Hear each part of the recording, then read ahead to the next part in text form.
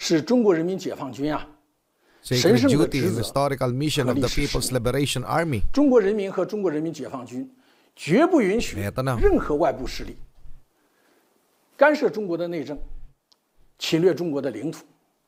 中国人民解放军已经全面做好了一切准备，随时以 Pero sa totoo lang, no, wala namang teritoryo ng China. Teritoryo ng China, yung literal.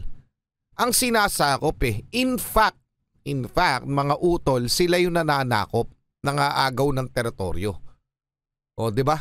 Tapos sabi nila, i-invade yung teritoryo nila. Ano tinutukoy nilang teritoryo? Yung West Philippine Sea? O yung mga iba pang teritoryo ng ibang bansang inaagawan din nila dito sa Asia Pacific? Mga leche to eh, no? Yung gano'n ang pinalalabas nila. Sila yung inaagawan ng teritoryo at nakikialam doon o sumusulsul doon ang Amerika. Gano'n yung pinalalabas itong mga to. Okay? 坚定的决心 ito na. 坚强好了一切准备， Made all 随时以 preparation. 坚定的决心、坚强的意志、强大的能力和有效的手段，坚决粉碎任何外敌的干扰、破坏和侵略。 Oh, sa madalit sabi, mga utol, handa sila. Oh, sabi yan mismo ng China, ha? Ng general nila, no, na dudurugin nila ang sino mang foreign na mananakop, 'di ba, sa mga teritoryo nila. Napakalinaw nung banta na 'yon. Okay, so ang tinutukoy nila from the very start yung Amerika. At ang tinutukoy nilang teritoryo itong West Philippine Sea. Okay, hindi nila teritoryo, sila daw yung inaagawan at dudurugin daw nila o sino man mga agaw nun. Mga lintik eh, di ba? Mga utol. Mamaya papakita ko sa inyo yung panayam kay Antonio Carpio. Yung tugon niya rin dito. At eto na muna yung tugon ng ating Security Council, National Security Council, mga utol. Okay? Mga karunungan, kaalaman, teorya, kasaysayan, hiwaga at mga bagong tuklas. Alamin natin. Matindi-tindi to mga utol dahil ito na Pilipinas pumalag sa banta ng Chinese military na dudurugin ang Pilipinas at Amerika. Kaya nila. Ito yung may mula kay Ariel TV, pakisubscribe siya. Pakilike na rin yung video mga utol. Okay? Simulan na natin para hindi tayo tumagal. Tapos mamaya papakita ko sa inyo yung isang panayam kay Antonio Carpio, yung former Justice Secretary, kung di ako nagkakamali. Magandang araw mga ka-aerial defense, may ibabahagi na naman ako sa inyo. Dahil ngayong araw na ito ay may pag-uusapan tayo tungkol sa ating depensa, Philippine National Security Council pumalag sa banta ng Chinese military na dudurugin ang Pilipinas at Amerika. Pero bago tayo magpatuloy, huwag mo muna kalimutan mag-like, share and subscribe.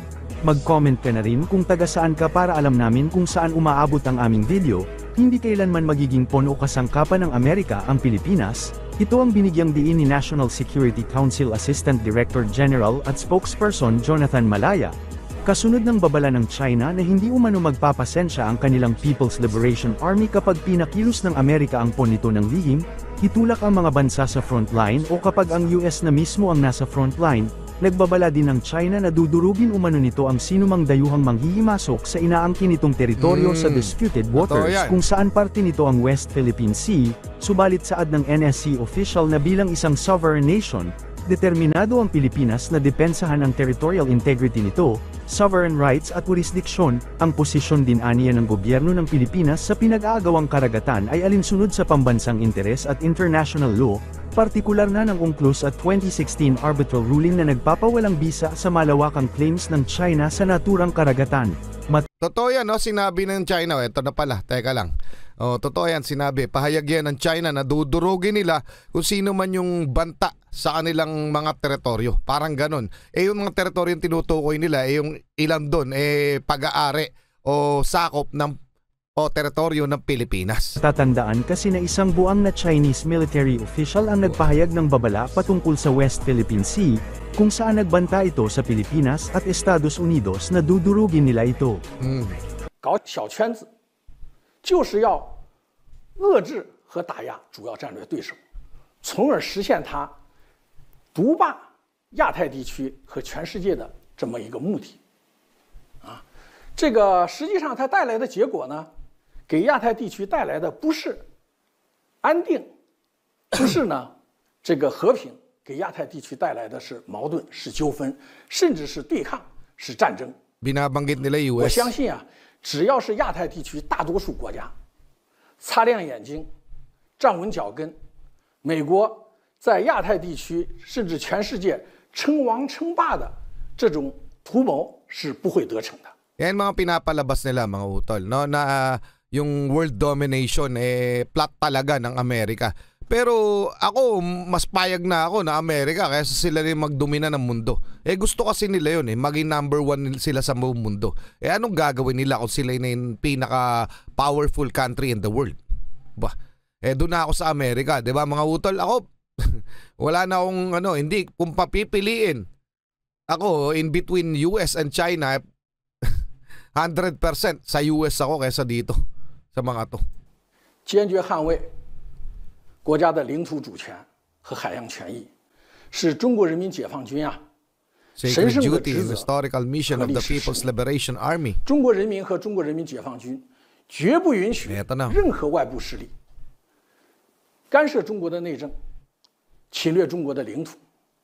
中国人民解放军已经全面做好了一切准备，随时以 Pero sa totoo lang no, wala namang teritoryo ng China, yung literal. Ang sinasakop In fact, mga utol, sila yung nananakop, nangaagaw ng teritoryo. O, di ba? Tapos sabi nila, i-invade yung teritoryo nila. Ano tinutukoy nilang teritoryo? Yung West Philippine Sea?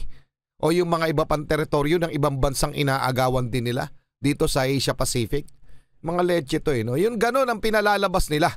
Sila yung inaagawan ng teritoryo at nakikialam doon o sumusulsul doon ang Amerika. Ganon yung pinalalabas itong mga to. Okay? 坚定的决心 ito na. 坚强好了一切准备， Made all 随时以 preparation. 坚定的决心、坚强的意志、强大的能力和有效的手段，坚决粉碎任何外敌的干扰、破坏和侵略。 Sa madalit sabi, mga utol, handa sila. Sabi yan mismo ng China, ha? Ng general nila, no, na dudurugin nila ang sino mang foreign na mananakop, 'di ba, sa mga teritoryo nila. Napakalinaw nung banta na 'yon. Okay, so ang tinutukoy nila from the very start yung Amerika. At ang tinutukoy nilang teritoryo itong West Philippine Sea. Okay, hindi nila teritoryo, sila daw yung inaagawan at dudurugin daw nila o sino mang mga agaw nun. Mga lintik di ba? Mga utol. Mamaya papakita ko sa inyo yung panayam kay Antonio Carpio. Yung tugon niya rin dito. At eto na muna yung tugon ng ating Security Council, National Security Council, mga utol. Okay? Ibang balita naman, mariing pinasinungalingan ng Department of National Defense ang ulat na ipinapakalat ng ilang sektor sa online na umano'y nagbitiw na sa pwesto si Secretary of National Defense Gilberto Teodoro Jr., nananawagan ng Defense Department sa mga nasa likod ng pagpapakalat ng nasabing peking balita na itigil na ito. Nilinaw ng Malacanang na hindi kailanman nawala ang tiwala at kumpiyansa ni Pangulong Ferdinand Marcos Jr., kay Department of Defense Secretary Gilbert Gibo Teodoro Jr., nagsalita na rin si Pangulong Ferdinand Marcos Jr., kaugnay sa kumakalat na balita na nag-resign sa pwesto si Defense Secretary Gilberto Teodoro. There are rumors circulating online that Defense Secretary Gibo Teodoro has already resigned. Is this true? If not, why do you think this is being spread? Talaga, may lumabas na balitang ganun. Na nag-resign daw si Secretary Gilbert Teodoro. Talaga naman. Alam mo, yung mga nagkakalat ng mga, unang-una, sagutin ko yung tanong mo, fake news. Yan. Ang lumalabas lang dyan, ito mga desperado, nag-iimbento na lang na istorya para gumawa lang ng gulo. Wala naman silang maibibigay, wala silang naitutulong, wala silang kontribusyon sa buhay ng bawat Pilipino, kundi paninira lamang, kundi panggugulo lamang. Tama yun. Kaya't wag po natin, kailangan maingat po tayo. Huwag tayo masyadong naniniwala kung wala namang pruweba sa kanilang mga sinasabi. Dito sa issue na ito, ulit, fake news. Yan ang Malinaw, pinakamasamang halimbawa ng fake news na kinakalat ng ating mga kung sino-sino man sa social media. Mag-ingat po kayo at kilatisan ninyo mabuti pagka may nababasa kayong ganyan. Dito sa issue ng kay Secretary Teodoro, natatawa na lang kami dahil sabi, tinawagan ko siya kaninang maaga-maaga, magre-resign ka daw. Bakit? Sabi niya, bakit? Paalisin mo na ako. Sabi ko, bakit kita paalisin? Wala naman tayong problema. Hindi, yun ang lumabas na balita. Sabi niya, huwag natin papansinin. Sabi ko, pero kailangan natin sagutin. At ipaliwanag sa taong bayan na itong klaseng mga chismis, mga marites, kinakalat lang nila ito para manggulo. Huwag po kayo madala sa ganyan. Patuloy po ang aming trabaho. Hindi po kami titigil. Lahat po ng ating mga kasamahan ay walang ginawa po, kundi araw-araw, bagong paggising hanggat matulog, ay kung paano tumulong at paano pagandahin ang Pilipinas. Yan po ang hangarin ng lahat ng pamahalaan ninyo. Huwag po kayo nadadala sa mga fake news na ganyang klase. Huwag po kayo madadala sa mga yung mga panggulo na ginagawa nila. Ay, sa amin, hindi na namin pinapansin yan dahil alam namin ng totoo. I have always said this with some of these rumors that have spread around. Kami, we have the advantage. We know the truth. So we will give it to you as soon as we can and as quickly as we can so that people understand what is going on.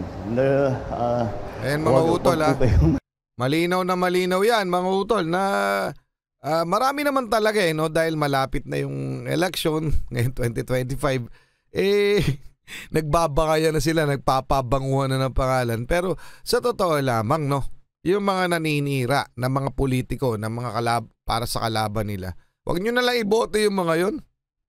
Ang gusto nun manira lang di ba? Kesa kung gusto mong tumulong sa bayan, kung talagang tunay ang hangarin nila, di tumulong na lamang sila. Tumakbo sila, tumulong sila. Huwag nila siraan yung may mga ginagawa. Diba? Pero politika ay politika. Napakadumi nito. Kung may magbabago sa kabinete, sa pamahalaan, kami mag-a-announce. Hindi kung sino-sino man basta nag-post. Hindi sila ang mag-a-announce, walang alam yan. Kami ang mag-a-announce. Sa kasalukuyan, ngayong araw nito, walang pagbabago. Yun lang. Pero agree ba kayo, no? Na maganda yung pamamalakad ng ating Presidente Bongbong Marcos, pero yung ilan sa gabinete niya, yun ang palagay ko nakakasira sa ano niya. No? Ako, yun na nakikita ko. Yung ilan sa gabinete niya, na mga nakakasira sa kanyang administrasyon. No? Pero hindi naman tuluyan, dire-diretso malilinis yan. Napakaraming hinakaharap na problema nito ng bansa ni President Bongbong Marcos, no? Unang-una yung West Philippine Sea. Inabot niya na ganyan na yung resulta niyan, di ba? Sa kanya na talaga so siya yung lumaban, yung administrasyon niya. Marami pang iba. Yung mga kabulukan, yung mga hoarding, yung mga smuggle. Dami. Dapat linisin yung mga departamento na yun. Kaya lang, talagang binaunan na ng sistema yun. Nakabaon na talagang yun na yung nangyayari for so long. So, napakahirap linisin yun. Dapat, di ba? Tuloy muna natin. Tinawag na fake news ng Pangulo ang nasabing ulat.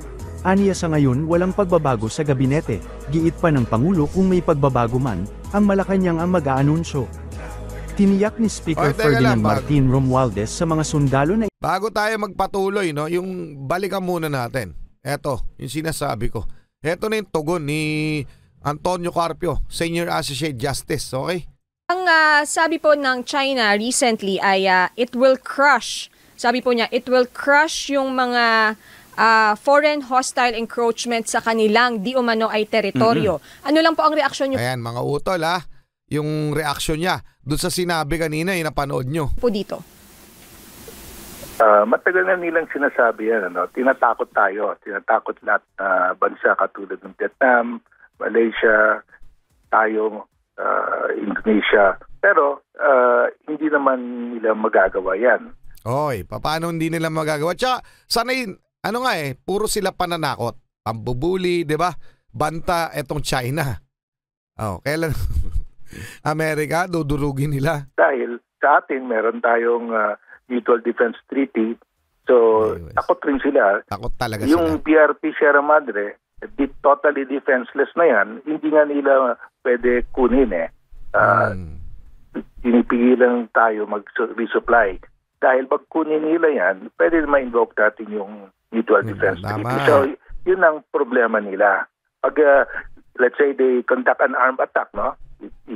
They will attack with arms yung BRP Teresa Magbanwa, and they will invoke the treaty. Hindi ayaw nila yan. The last thing that they want is to give the US an excuse to intervene dahil hindi pa nila kaya yung US Yun ang totoo, mga utol.